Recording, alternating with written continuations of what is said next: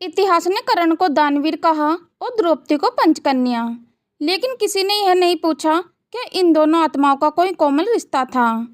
क्या होता अगर कर्ण और द्रौपदी एक हो जाते? आज हम आपको लेकर चलते हैं एक ऐसे सपने में जहाँ कर्ण और द्रौपदी एक दूसरे के हो जाते हैं। एक ऐसी प्रेम कथा जिसे इतिहास ने कभी लिखा ही नहीं। अगर आपको पौराणिक कथाओं के अनछुए पहलू पसंद हैं तो चैनल को सब्सक्राइब जरूर कीजिए, वीडियो को लाइक करें और बेल आइकन को दबाना मत भूलिए, क्योंकि अब शुरू होती है कर्ण और द्रौपदी की अधूरी मगर सुंदर प्रेम कथा। द्रौपदी के स्वयंवर में जब कर्ण ने धनुष उठाया, सभा में सन्नाटा छा गया। उसकी आंखें द्रौपदी से मिली। द्रौपदी ने भी कुछ पल ठहर कर देखा। शायद दिल ने हाँ कहा था पर जुबान ने ना। हे कर्ण, मैं जानती हूँ तुम सबसे योग्य हो, पर क्या समाज मुझे स्वीकार करेगा? अगर मैं तुम्हारा हाथ थाम लेती हूँ और फिर आया वो वाक्य, मैं किसी सूत पुत्र से विवाह नहीं करूँगी।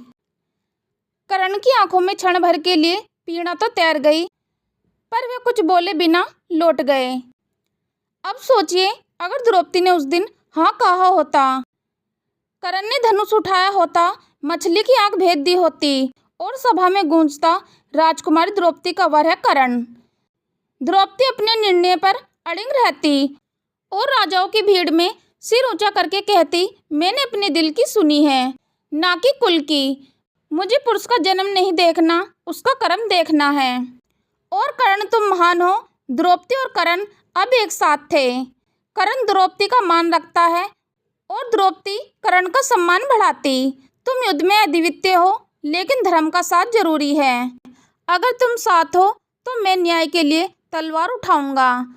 द्रौपदी कर्ण के भीतर के द्विविध को शांत करती और कर्ण उसे वह प्रेम देता जो द्रौपदी को कभी नहीं मिला।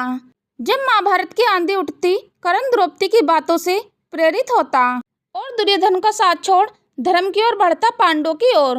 भाई, इस बार तलवार नहीं, सिर्फ न्याय होगा और युद्ध टल जाता। महाभारत रक्त से नहीं, प्रेम और समन से लिखा जाता।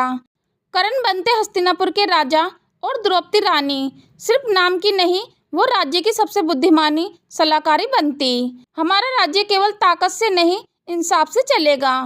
और तुम मेरी ताकत हो द्रौपदी, लेकिन यह सब एक कल्पना थी, एक सपना जो शायद सच होता तो महाभारत प्रेम की कहानी बन जाती।